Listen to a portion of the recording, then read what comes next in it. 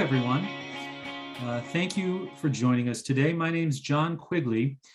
I'm the Assistant Dean for Advancement in the College of Arts and Sciences. We're glad to have you here for our program tonight on Jewish humor and satire. Before we begin, I want to ask everyone to mute their microphones and keep their microphones muted. We're going to have well over 100 people in this Zoom room, and we want to make sure everybody can hear our presenter well.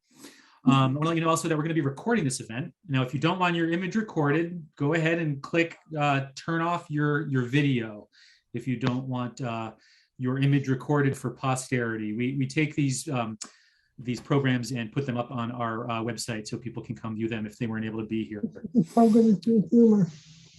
We have closed captioning services. Those will automatically appear on your screen. If you don't want to view the closed captioning, please click the caret next to live transcript and select hide subtitle. Before we begin the presentation, I want to note that we will have some time toward the end for questions and answers and such. If you have a question during the presentation, feel free to enter it into the chat, and I can ask Professor Frieden to answer that. And then again, we'll have some time at the end as well. All right, that's enough business. I'm going to start right now. I'm going to introduce our presenter. This is tonight you'll be hearing from Professor Ken Frieden. Ken is the B.G. Rudolph Professor of Judaic Studies in the College of Arts and Sciences at SU. Ken has a PhD in comparative literature from Yale University. At SU, he teaches courses in literature, religion, film, music, and Hebrew, among other things. That's muting me. He's a published author with books and articles about modern Hebrew and Yiddish literature. In 2018, Professor Frieden was appointed the William P. Tolley Distinguished Teaching Professor. He took that opportunity to develop a new approach to teaching literature with an emphasis on student performances, some of which you will learn about tonight. And with that, Professor Frieden, I'm going to let you take over. Thank you very much. And thank you all of you for being here. I'm delighted to be able to speak to all of you in our virtual spaces. I wonder if any of my former students are there, since I've had a couple thousand of them. It would be nice if you have been a student of mine, maybe put it in the chat and say hello.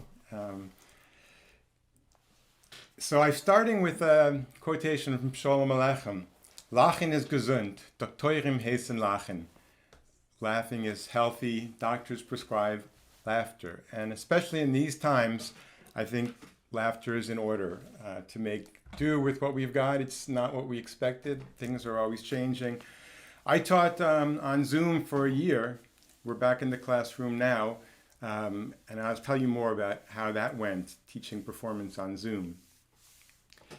It seems to me that long ago, we taught just for information, and more recently, we focused on skills, and I think performance is the next step for me to keep students engaged. So I want to show you how I do that. Let's start with the first slide. This is Harpo, as you know, and we can watch Harpo for a second here. The Professor.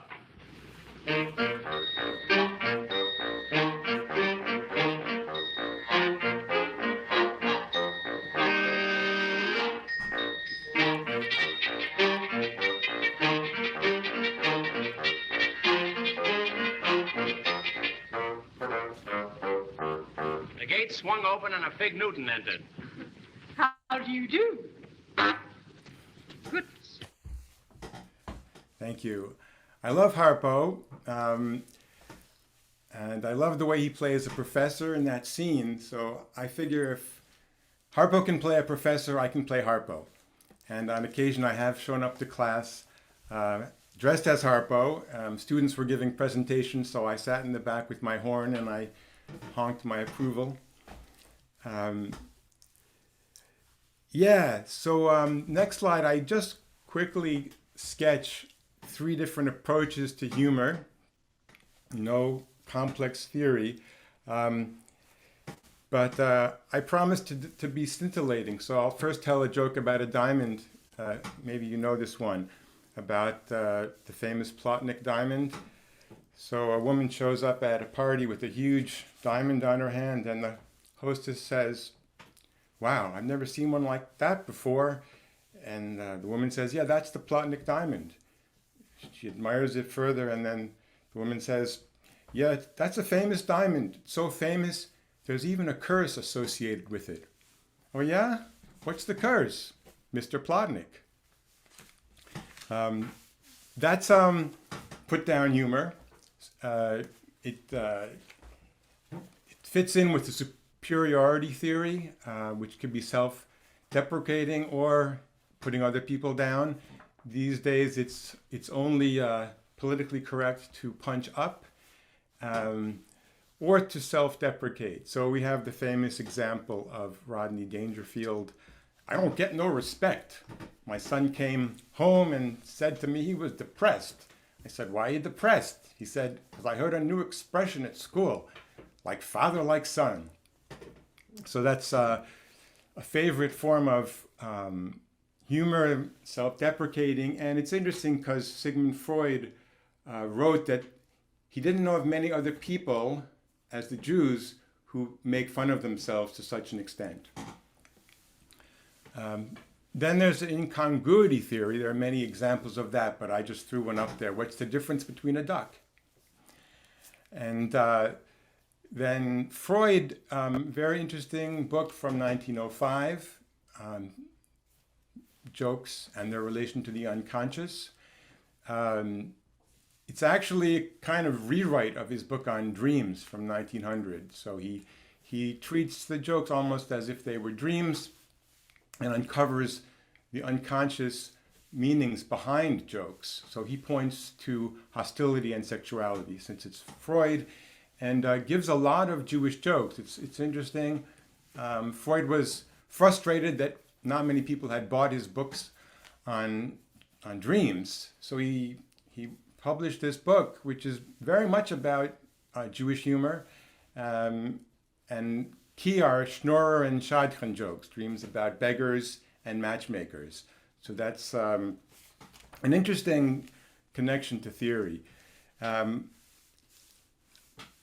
Let's go to the next slide. I want to give an example example of Talmudic logic, and this is a well-known story to those who know it well, about Josh Goldstein, who went to SU, got a PhD in philosophy, and he decided then he wanted to learn more about his Jewish tradition. So he went to a yeshiva and told the rabbi he'd like to learn Talmud. And the rabbi said, "No, you won't understand Talmud." And Josh Goldstein said, "Sure I will. I have a PhD in philosophy. I can do it. I know I can do it." The rabbi says, "No, I don't think so." And Josh says, "Okay, give me a test. I'll show you that I can do Talmudic logic."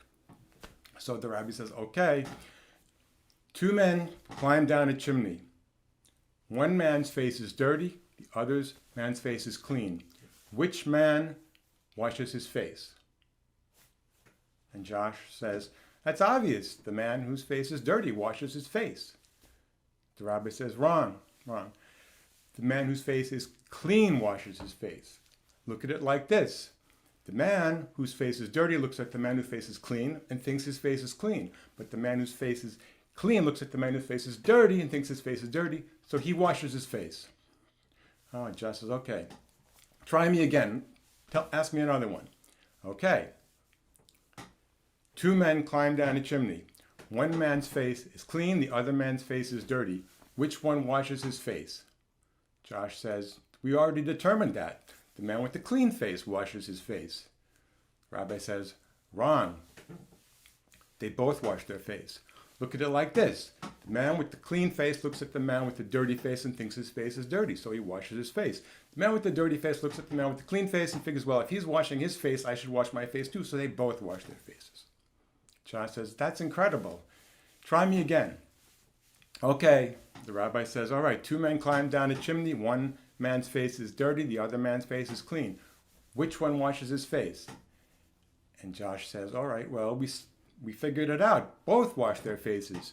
The rabbi says, no, neither washes his face. Because look at it like this. The man whose face is dirty looks at the man whose face is clean, figures his face is clean, so he doesn't wash his face. When the man whose face is clean sees the guy whose face is dirty, isn't washing his face, he doesn't wash his face either. So neither washes his face.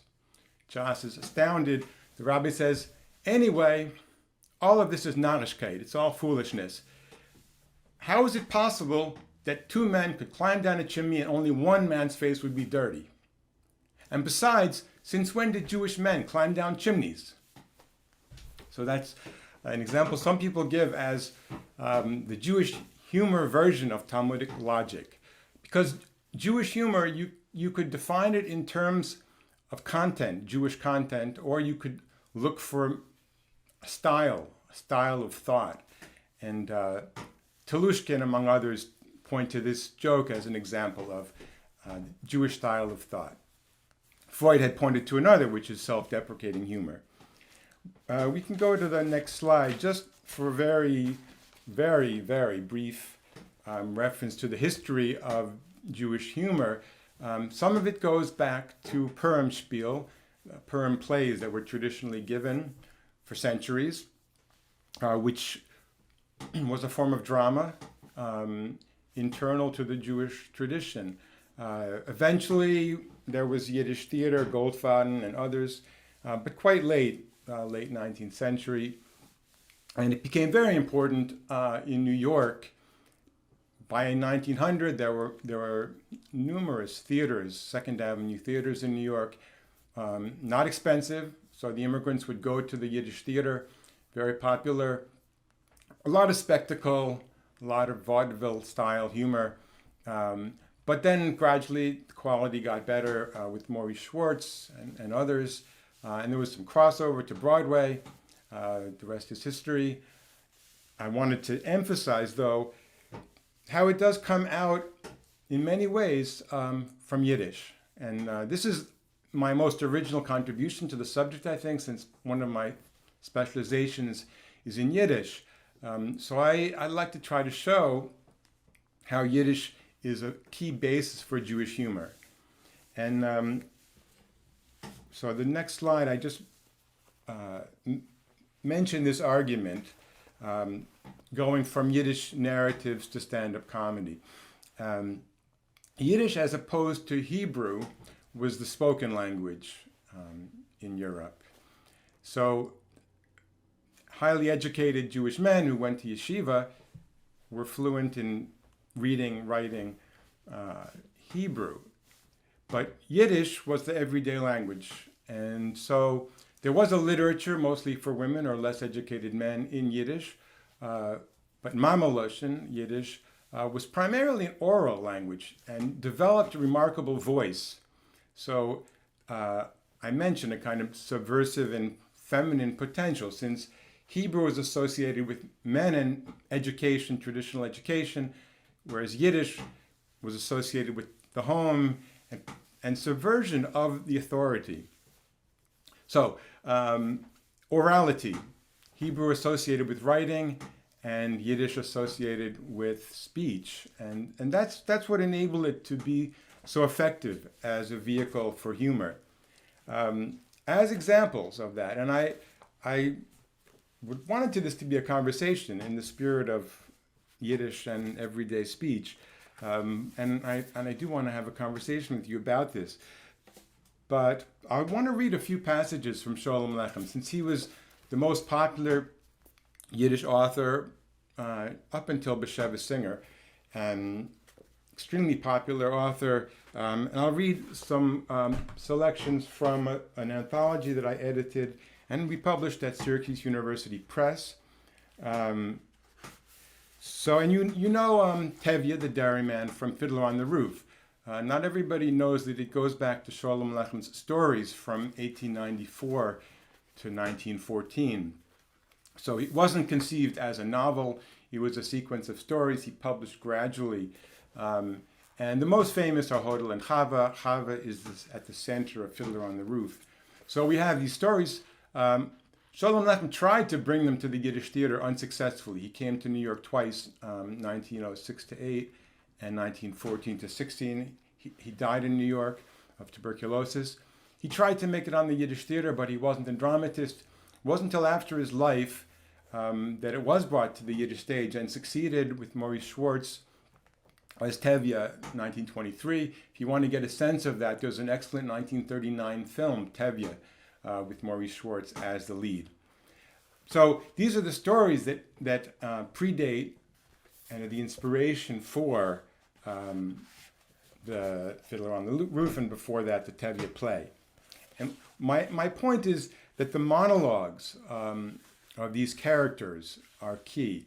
So Yiddish was good at that, at creating a voice. And so, for example, the beginning of Huddle. And these are conversations that Tevye has with Sholem Aleichem. That's the pretense of the story. You're surprised at Tevye, Sholem Aleichem. It's so long since you've seen him. He's gone way downhill, you say? Out of the blue, he's gone gray? Ah, if you knew the troubles, the pain that your Tevye's lugging around with him, like it says in the prayers, Adam Yesoide mi'ofer, v'soifer l'ofer, man is formed from dust and ends up as dust. He's weaker than a fly and stronger than iron, and that's Tevye to a T. Wherever there's an evil, a hardship, a calamity, it has to find me.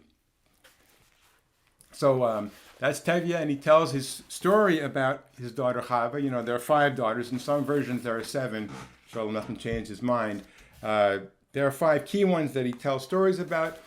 And in each case, something goes wrong. There's an arranged marriage, a shadchan, there's an arranged marriage. And there's the subversive potential that the daughters reject the arranged marriages repeatedly. And Tevye tells the story of what happens with that rejection. Each time it's a sad story. Each time Tevye goes on laughing, which is the lachen is gesund. Laughter is healthy and it's a means of coping. So I think one reason Tevye has been so popular is his ability to cope in difficult times. He ends that story, Hodel, by saying, you know what, Mr. Sholem Aleichem, let's talk about something happier. What's doing with the cholera in Odessa? So a kind of a dark humor that his life is so difficult. Let's talk about something happier like cholera. Chava is the next story in the series. Hodel has married a socialist and gone into exile in Siberia with him. Chava, even more intense for Tevye, is the story of intermarriage, where Chava falls in love with a Ukrainian man and converts to Christianity and marries him. So it's an intense story. So Tevye, again, he has his troubles. He says, now how do you like that? So what does the master of the universe go and do? Being what you call a compassionate and gracious Lord, he says to me, just you wait, Tevye, I'm going to do something to make you forget all your troubles. And he did. I wouldn't let anyone else know about it, because the shame is even worse than the pain, but you I can tell. Do I have any secrets from you? So again, it's the pretense of Tevye, the fictional character, coming and speaking to Sholem Aleichem, who then pretends that he's written it down verbatim.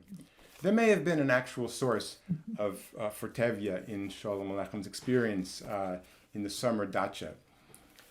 But it's fiction, of course. And what I'm pointing to is how successfully Sholem Aleichem was able to capture everyday voice of different characters, and not just men.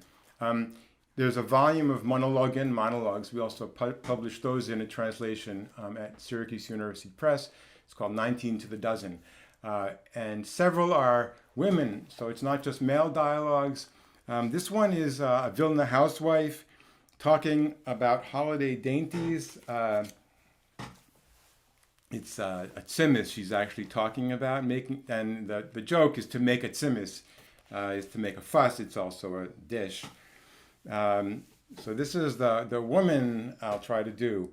They say, a modern breed nowadays that is, and I wish the whole cheeky lot in a bad place. They say that people will be happy if a mishmash is made, like mine's yours, yours is mine. Well, I say the day such a thing comes to pass, we'll all be at 6s and 7s. It'll mean mischief, like with bells on, if you take my meaning. Just listen to what happened to me a year ago, this First of Tabernacles last.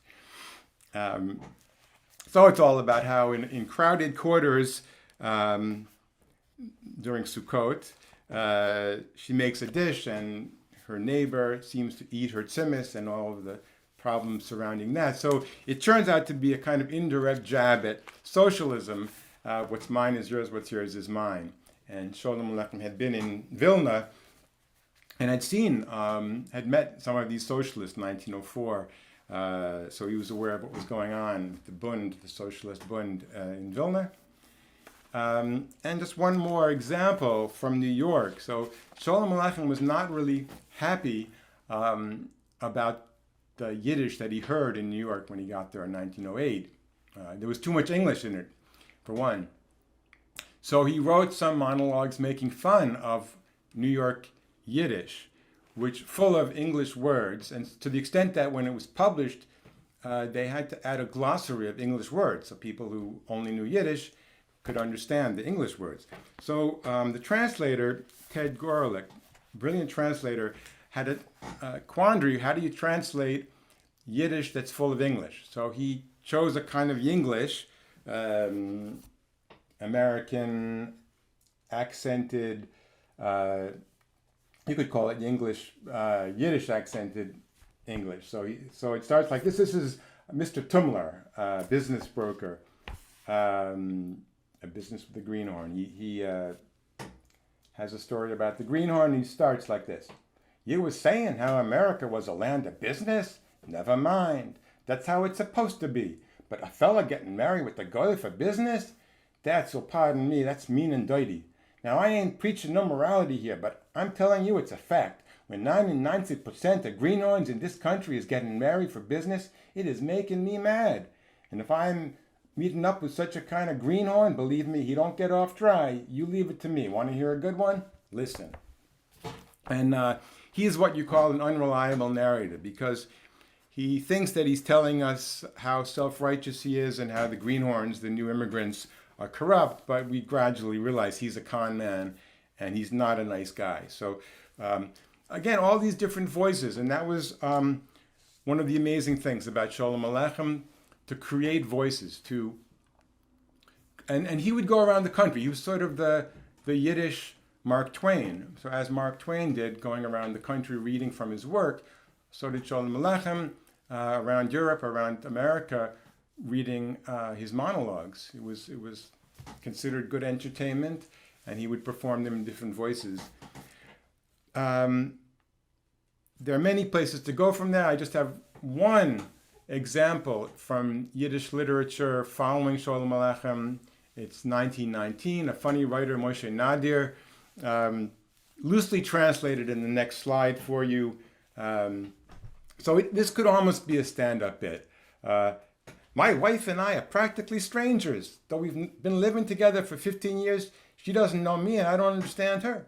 And that's a wonderful feeling. What could be more romantic than living with a mysterious stranger? Other men get tired of their wives and run off to other women. When I get tired of other women, I run back to my wife because she's still a mystery to me. Kissing her, I have the pleasant feeling that I'm having an affair with a woman I've just met. The voice, again, a comic voice of Moshe Nadir, and he has a number of these short bits as shticks. Shtick means bit, like shtickle, a piece, and yes, it's become such a common word, people know it now, right? What's your shtick? What's your deal? What's your comic bit? From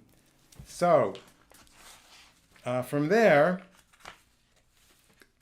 we have, of course, there are many examples, and it's hard to know where to go, but I want to point out, and it's on the next slide, a sequence of American Jewish writers, so crossover into English, all of them publishing in English, but with a spice, Yiddish as a kind of additive that made those writings interesting. So Ante Yezerska, not so well remembered now, but published a bunch of short stories. Her Hungry Hearts from 1920 became so popular that she was hired to Hollywood to make a silent film based on those stories. People were interested in the immigrant experience. She wrote about it. She later wrote that she was ruined by going to Hollywood because she lost touch with her roots. She lost touch with the Lower East Side. But there are many examples of it's English, but you can hear behind the English, it's really translated from Yiddish. And even if they're speaking English, you hear the Yiddish behind it. And the same thing with Henry Roth in a brilliant novel from 1934 called It's Sleep. Lots of Yiddish words, but also English that sounds like Yiddish. So another case, better known, Malamud, famous, great story, The Magic Barrel, has the matchmaker who speaks with a Yiddish accent and in a grammar that reminds you of Yiddish, like a sliced tomato you have maybe. Saltzman, the matchmaker. And Grace Paley is a favorite. She has, I even have one here. She's great. We brought her to Syracuse to do a reading some years ago. She's passed away since then. She has a story from 1959 that's based on life in the Lower East Side at the Yiddish Theater. So this is, again, a voice, the voice of Aunt Rose, who's telling a story to her niece, Lily, about her life in the Yiddish Theater. I was popular in certain circles. I wasn't no thinner then, only more stationary in the flesh. In time to come, Lily, don't be surprised. Change is a fact of God. From this no one is excused. Only a person like your mama stands on one foot. You don't notice how big her behind is getting and sings in the canary's ear for 30 years. Who's listening? Papa's in the shop, you and Seymour thinking about yourself, so she waits in a spotless kitchen for a kind word and thinks, poor Rosie. It goes on, remarkable, the way Grace Paley was able to capture a voice. Then from there, I mean, we get Lenny Bruce. The next slide shows you Lenny Bruce. There's a famous shtick, which we won't play, but you can find it online on YouTube, Christ and Moses and other things. They're not video. Most of what you'll get is audio of Lenny Bruce. People say revolutionized stand-up. I mean, there weren't a lot of stand-up clubs in the 60s. It was evolving. And I'm sure many of you know more than I do about Catskills humor, the Borscht Belt, Joan Rivers, Mort Sahl, Mickey Katz, a whole bunch. And then things gradually evolved. Now, there's a documentary you can find on Amazon Prime, I believe, called When Jews Were Funny. And it's an interesting documentary because it asks the question, basically, when did Jews stop being funny? Because into the 1960s, there's some statistics that say 80% of comedians were Jews, which is astonishing. No longer the case, of course. So they talk a lot about what's been lost. Is it the immigrant experience? Is it the Lower East Side? Is it Yiddish? Why is it that Jews are no longer central to the production of humor? Now, of course, there are still great Jewish comedians. I have a slide of Sarah Silverman, one of my favorites. It's the next slide. But of course, people would think of Jerry Seinfeld, Larry David. There are other ones that are very interesting. There's Sarah. She has a very controversial shtick, the difference between Jews and Christians. I like Rachel Feinstein, Mark Maron, End of Times Fun. So there are many, many names and many, many clips. If we had more time, I would show you more clips. Just as I start to wind down, I would like to show this last slide of the marvelous Mrs. Maisel, which I'm sure many of you saw. And it's kind of controversial because I don't think it's very accurate in many ways. They do try to show the Catskills scene. I don't think she's a believable character, and her parents are kind of caricatures of German Jews and a Columbia professor. So there are things about it that are flawed, but it's interesting how it brought Jewish stand-up to popular culture in 2017, and lots of interesting things there in spite of its flaws. I have a final slide which just sums up some thoughts. Maybe I'll I'll talk about those and then show you a clip from one of my students. I mean, you can find more of their work online.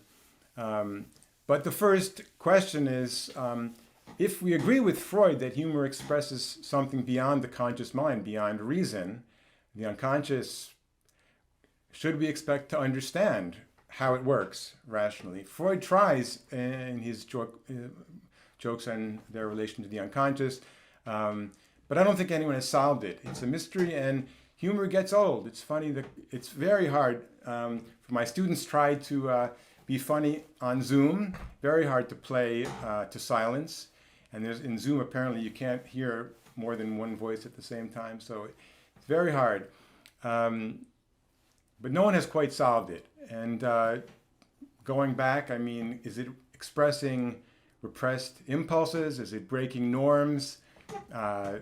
Going back 200 years, Rabbi Nachman of Wroclaw had a very interesting point. If you want to get to know the essence of a country, get to know its jokes. So I think that fits in with Freud in a way, sort of the collective unconscious of a people is expressed in the jokes.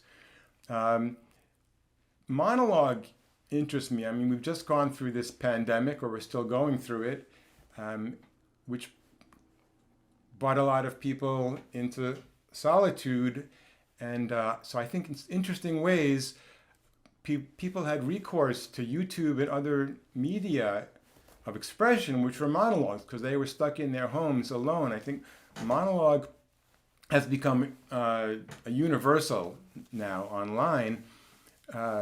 But also, I mean, before online sites, you could say that maybe it expressed the isolation of the Jew and other minorities. Of course, lately, African Americans seem to be very essential to the scene.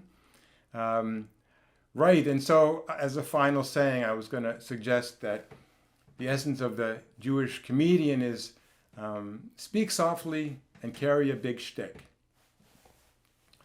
So that's all I've got. I want to hear your questions, and I want to play the clip from Alison Scherger. There's more online. I created a site. My class is called Jewish Humor and Satire. I've been doing that for several years.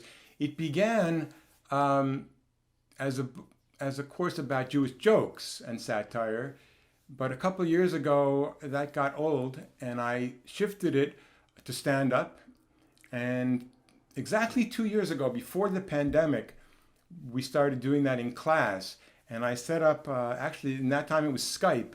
We had a Skype with Stephen Rosenfield at the American Comedy Institute in Manhattan to work with my students. So we were already online, even though we were in the classroom working with him.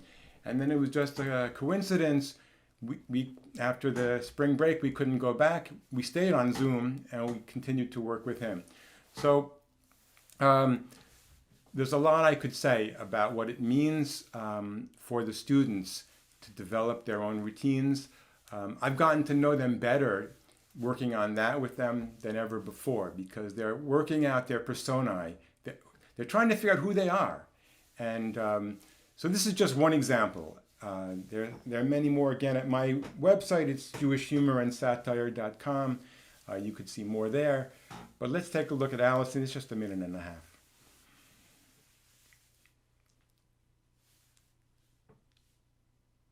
This pandemic has turned me into a bum. In high school, I did classes for 8 hours, went to band, went to dance, did homework, did my parents' taxes, ate, and went to bed.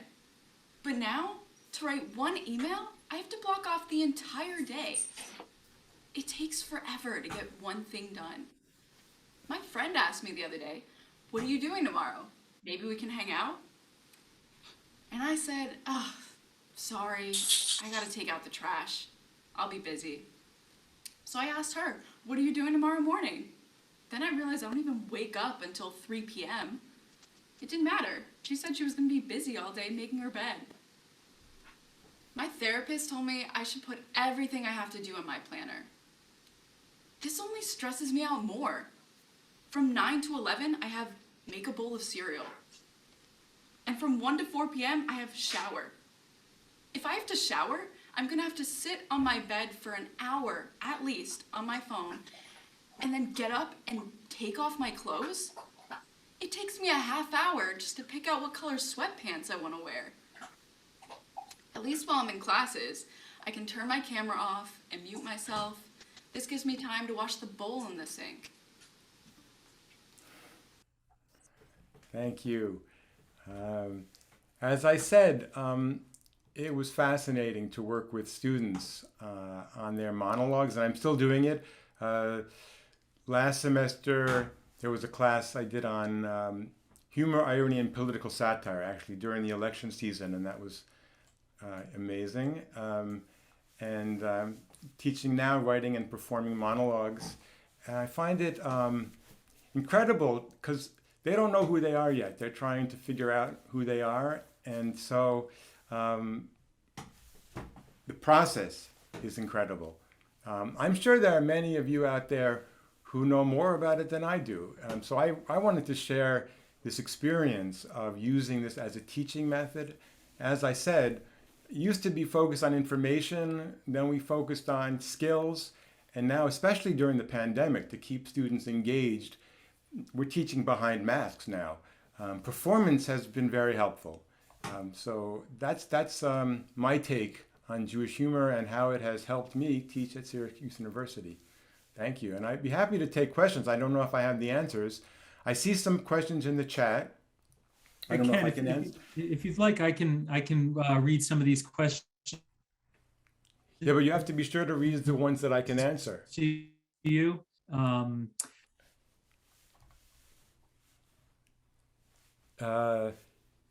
there's this interesting. Well, I'll let you decide. Well, Peter had a question. All the examples that you give are 20th century. Right, deeper historical roots. Sure. Well, I did mention the Purim spiel, and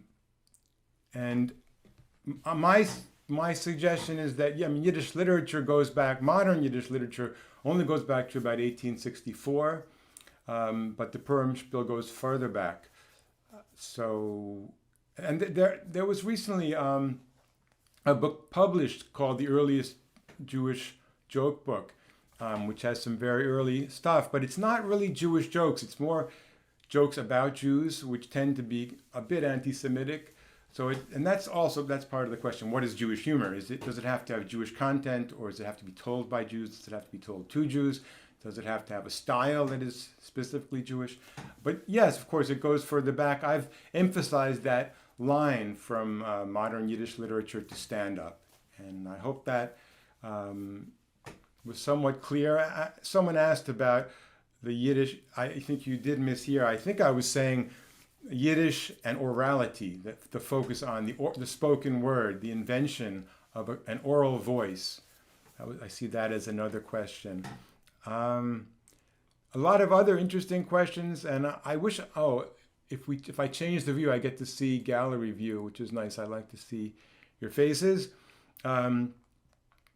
Someone said the Jewish other as the source of comedy, and that is very interesting. I mentioned how Freud says he didn't know many other people who are so critical of themselves in their humor. But if you look closely, actually, it's interesting. A lot of the jokes that he tells seem like they're Viennese jokes about Ostjuden, Jews from the East, Yiddish-speaking Jews. So in some ways, that humor is put-down humor of the more westernized German Jews making fun, in a light spirit, but making fun of Eastern Jews. So yeah, the Jew as other, even to ourselves, because it's an old history. The more established immigrants, whether it was the German Jews and other cultures too, uncomfortable with the new immigrants from Eastern Europe. I see here a mention of the Bible, puns and humor for sure. Actually that's an interesting thing. That Jews, the emphasis in rabbinic study on puns, actually, the play on word is key in rabbinic commentary, rabbinic analysis, and Freud points to that as an essential part of humor, wordplay, wordplay. So, and he saw it in dreams too. So that's an interesting point. I mean, Jews are like other people, only more so. And I mean, everyone has puns and wordplay, but this emphasis, the Jewish emphasis on interpretation, reinterpreting everything, and it's all over in dream interpretation, in jokes. I see lots of interesting questions coming in. There is someone asked about Lebanon jokes, yacha. I hope you're referring to a tradition I know something about, which is in Ladino or Judeo-Spanish or Judesmo, as it's also called. There's a folk character, yocha, a comic character, which is a good example. I mean, I worked a little bit with that, with Ladino as another interesting Jewish language. The literature is not as extensive as Yiddish, but it's very interesting, Ladino or Judeo-Spanish or Judesmo as it was called in Turkey. I think there is a connection there. People asked a bit about Jewish humor and the Holocaust, which is a very tough subject. I try to keep it out of my classes because it's too disturbing. There is one scene from a movie a lot of people don't like. Life is Beautiful, very controversial, but there's a scene that I find okay because it's making fun of the Nazi who comes into a camp. But Holocaust humor is a tough one. There are some documentaries about it. I'm glancing at the questions.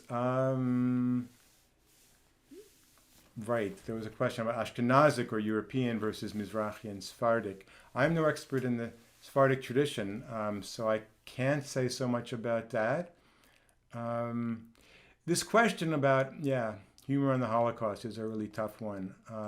It's true, Mel Brooks has something on that, and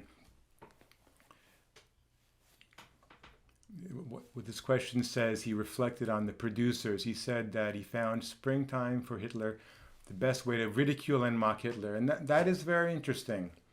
Okay, so as long as you're not laughing at the victims, as long as you're mocking, spoofing the perpetrators, that I can take. But I think you have to be very careful. There are too many so-called jokes that are really just in really bad taste.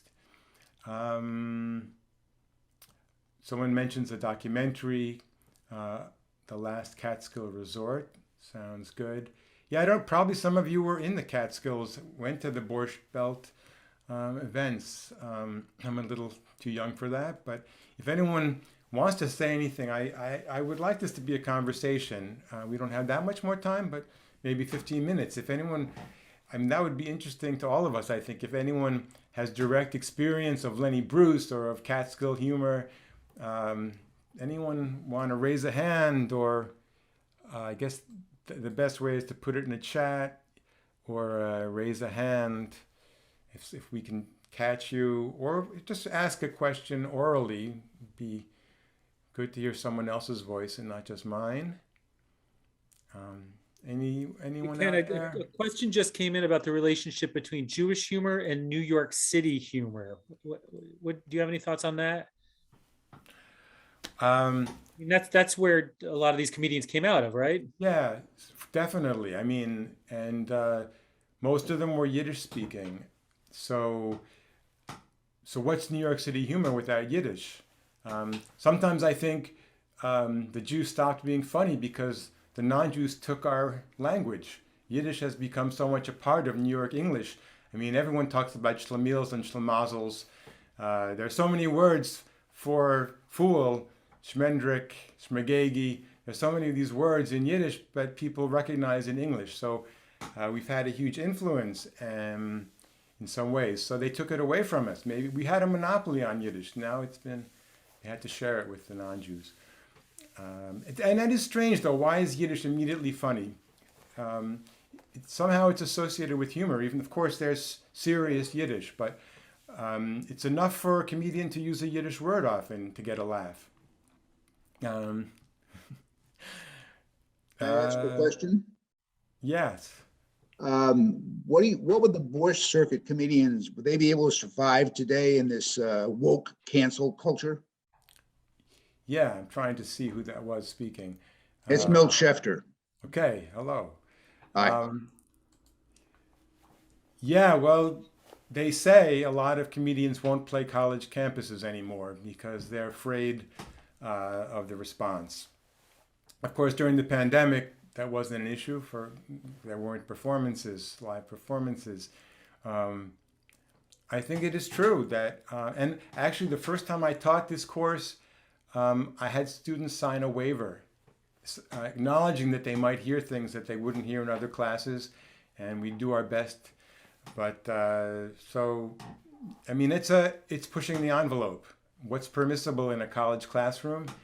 Some strange things come out, and that's humor. It brings out the unconscious. I mean, what would the importance of humor be if it couldn't push the envelope? It couldn't push us to look at things we don't want to look at or make fun of the powerful. There's a satire of Syracuse University in that site, which I find very funny. I wasn't sure the development people would approve of it, but you can watch it on your own time. I think it's funny because it's playful. But again, punching up is okay.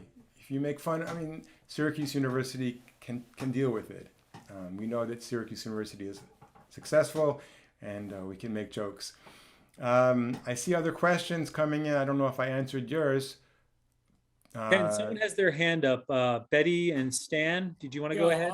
I was just thinking about the story that's kind of a classic, where the people of Chelm are all fools. Yes. And there was a major storm and they were scattered all over the world. Some of them may be sitting right next to you now. You know, that's something you can do without having to worry about offending anybody. Let me tell you about Chelm. I went to Chelm. They say it's a fictional place, but actually there is a town, Chelm, in eastern Poland. And I went there. They have a little Jewish museum. There's the synagogue too. It was known as a town of fools. The strange thing is, even after the Holocaust, something very foolish happened in Chelm. There's a synagogue, you can find it. It's a beautiful, large stone building. You can see the Hebrew writing up above. It's actually, it was when I was there 10 years ago, it was Mackenzie's Saloon. So it had been converted into a bar. Very weird, dark humor there. And it's a commentary on many synagogues around Europe that were turned into other things. But so there really is a Chelm, but not Jews in Chelm. Anyone else? I know there are more. Someone mentioned the connection between Second Avenue Yiddish Theater and Broadway, and there are connections because Yiddish theater was heavily spectacle and song and dance, and that there's no question that influenced Broadway. There was crossover. Think of all the Broadway shows, they were all written by Jews. Many shows were written by Jews. All the musicals. It's amazing, right? I graduated Syracuse in 1953. We would never have had a class like what you're teaching, believe me. But I came from a Yiddish-speaking family. My parents came from Warsaw. And there were always the jokes about the Galicianas and that. But I listened to Yiddish radio because my mother listened to it all day long. So I can understand a lot. When I go to Germany, I'm speaking Yiddish, and I think they know it. And I remember being in France in 1953, in Paris. It was Yom Kippur, and I came out of the shul, and I was talking to this man. I said, you can't speak. I don't understand the French, so they just started speaking Yiddish, and I'll never forget. He said, "Ich hab jamais gesehen sein Sach." Jamais. He threw it. Jamais. Never. Sure. Gesehen sein Sach. But I could speak Yiddish more easily than I could speak French. Yiddish is a fusion language. 5 years. Thank you. I'd like to talk to you more about your Yiddish and your family from Warsaw. I mean, But, believe me, I could tell you stories. Yeah, I'd like to hear those stories. Yeah, Yiddish is a Let me tell fusion you- language. People forget. I mean, English is also a fusion language, right? With Germanic and French Right. sources. But, you know, the Germans always looked down on Yiddish. They thought of it as a bad jargon. Yiddish was like a jargon, which it's not. It's its own language. I like to think of German as bad Yiddish. I know there are other hands. We went let to, me tell you a Austria and story. Germany. That happened at Syracuse. I was also coming out of Hendrick's Chapel for Yom Kippur. And somebody approached me and said, "Are you Jewish?" "Yes." "But you're from Philadelphia." So a Jew could not be from outside New York in that person's mind. I have see, a story to tell. Can you hear me? Yes, who's this? Toby? Toby Frieden, that's right. Yeah. A few years ago, I live in New York, and a few years ago, it was summertime. I was wearing open sandals, and I was standing in a line at a bakery. And in front of me, there was a little man, a skinny little man standing in front of me in line. And all of a sudden, he stepped back right on my toe, and it was very painful. So I let out a yelp, and the little skinny man, he turned around, he looked at me, and he said, "You're a very lucky girl." So I said, "Why am I lucky?" He said, "I used to weigh a lot more." That really happened to me. I thought, this is classic Jewish humor, and I just lived it. Right. I see someone I know there, Len Elman. Could we, it looks like he had his hand up. Did you have your hand up, Len? Well, I wanted to tell about my wife and I saw Lenny Bruce perform Oh, wow. many years ago he couldn't perform in New York City anymore. They took away his license and they actually, I think, tried to send him to jail. But he spoke for about an hour at a roadhouse on Long Island, and he wasn't very funny. He talked instead about the First Amendment Oh, very articulately and very knowledgeably. He knew more about the First Amendment than I had learned in law school. I was expecting him to tell about how someone in his family had really killed Jesus, which is one of his famous stories. And they didn't have a second show. They took him off. Yeah, and that's right. They closed down his show. Local. yeah, he had so many difficulties with the law that he took to reading from the legal documents and things, Yeah. which was not a good point in his career. But you can also read his autobiography, which gives you a better sense of the phases of his life and career. Also, there's a book, Ladies and Gentlemen, Lenny Bruce. Yeah. Anyone else here, Lenny Bruce, or other early stars? Maybe some of you are former comedians or current comedians. I don't know. Does other people want to add anything to what we've said? We're almost out of time. Oh, Molly Pecan, someone mentions. Yeah, she was a great transition. Great actress on the Yiddish stage, and you can see her in several Yiddish movies.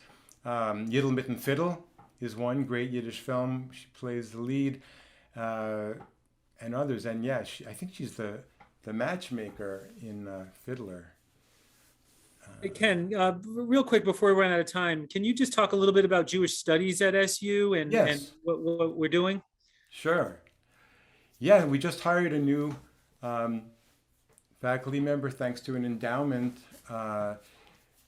So we have my endowed chair and hers working in modern Judaism. Mine is literature. Her focus is cultural studies. We also have a Bible scholar, Jim Watts, and we have Zach Breiterman, who does modern Jewish thought. And then some affiliates like Harvey Terrace in English, and Stephanie Sherlon in English, and some others around campus. So we have a lot of classes. We now have a major and a minor. What else should I talk about? Come visit us. My most popular class is, as you might expect, Jewish Humor and Satire. But also we get a lot of students in the Intro to Judaism that Zach Breiteman teaches, and in my other popular course, Great Jewish Writers. On occasion, I've taught Yiddish, but I don't get enough people to sign up for that frequently. Our Hebrew is strong too. We have a couple of years of Hebrew, and I teach third year when there are students to take it. I see a hand, Eileen Posner. Did you want to ask a question? No, I wanted to make a comment. You spoke about Molly Pecan. I saw her in Milk and Honey on Broadway. It was a show about Israel, and it was really very good, and she was excellent. Bob didn't get back to you about a date, no? I'm sorry, I didn't hear that. Someone said, I didn't hear it either. Something about Molly Pecan.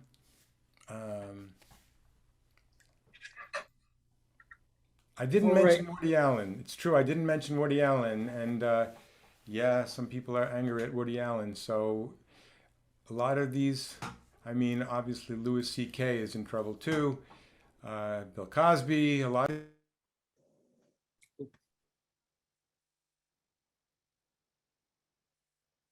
Ken, I think you're accidentally muted. I got muted. Well, let's see, I was censored. I started talking about Woody Allen, I got censored. Yeah, no, I was saying Woody Allen, Bill Cosby, Louis C.K., they get themselves in trouble. Comedy is edgy, or it's not comedy. It has to be surprising. It's compressed, so it's, you know, it's not rational discourse. It's surprising bits that throw people off guard. And laughter, it's an involuntary response. And that's the goal. In love and in humor, to evoke an involuntary response. So sometimes people are uncomfortable with what they laugh at.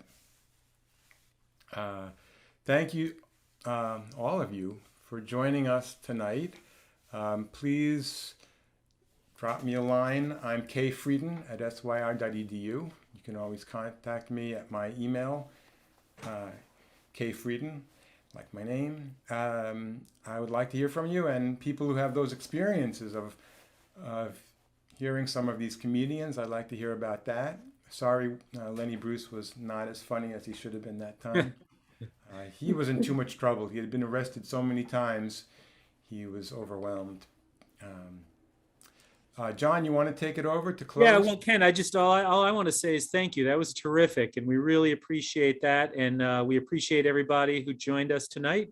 And we will be doing more of these on various subjects in the humanities and sciences and social sciences. So keep an eye out in your inboxes for more invitations. And with that, we're gonna close this thing down. Thanks again, everybody. Appreciate it. Thank you.